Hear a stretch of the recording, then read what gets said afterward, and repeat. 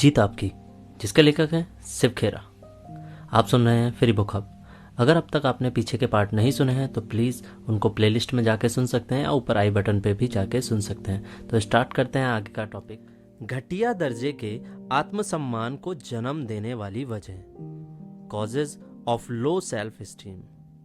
हम जन्म लेने के साथ ही अपने सकारात्मक या नकारात्मक आत्मसम्मान का विकास करने लगते हैं। हम खुद के बारे में एक सोच कायम कर लेते हैं जिसे दूसरे लोग और पुख्ता बना देते हैं। नकारात्मक आत्मवर्ता या नकारात्मक आत्म सुझाव, नेगेटिव सेल्फ टॉक और नेगेटिव ऑटो सजेशन। नकारात्मक आत्मवर्ता के दौरान हम खुद से जाने अनजाने कुछ ऐसी बातें कहते हैं जैसे मेरी याददाश्त कमजोर है, और मैं हिसाब किताब में कच्चा हूं, और मैं खिलाड़ी नहीं हूं, और मैं थक गया हूं। इस तरह की बातें केवल नकारात्मकता को मजबूत बनाती हैं और हमें नीचे गिराती हैं। जल्दी ही हमारा दिमाग इन बातों में विश्वास करने लगता है और हमारे व्यवहार में भी उसी मुताबिक बदलाव आने लगता है।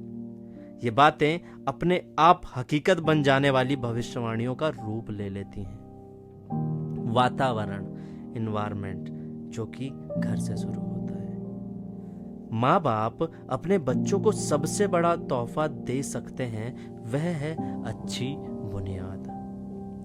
परिवार में हमें जो सबसे अच्छी चीज मिल सकती है वह है बुनियाद। एक लड़की का शिष्ट और विनम्र व्यवहार देखकर उसके अध्यापक ने पूछा, तुम्हें इतना शिष्ट और विनम्र होना किसने सिखाया? लड़की ने जवाब दिया, किसी ने नहीं, हमारे परिवार में लोग ऐसा ही व्यवहार करते हैं। परवरिश। प्रिय नागरिकों, तुम अपने बच्चों की देखभाल में इतना कम ध्यान क्यों देते हो, और दौलत पाने के लिए पत्थरों को तराशने में इतना ज्यादा समय क्यों देते हो, जबकि एक दिन यह सब बच्चों के लिए ही छोड़ जाना है? सुकरात। अपने बच्चों की अच्छी परवरिश करने के लिए हमें दुगना वक्त और आधा पैसा खर्च करना चाहिए।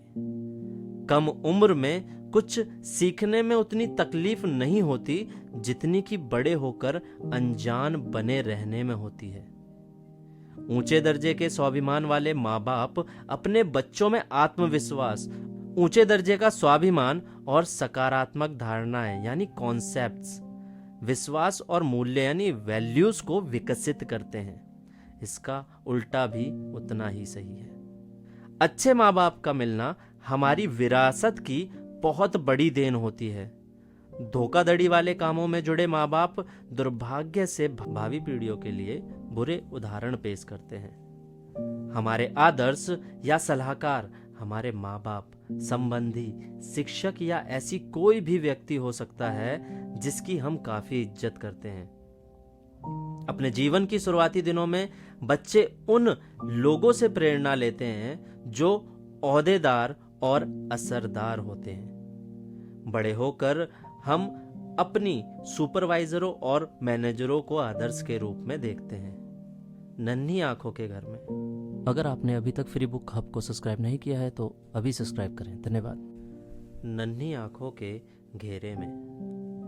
रात और दिन दो नन्ही आंखें देखें तुझको, तेरे हर एक शब्द पर उनके कान लगे हैं। उसके छोटे हाथ चाहे तुझसा ही करना, ख्वाब में भी देखें वो तुझसा ही बनना।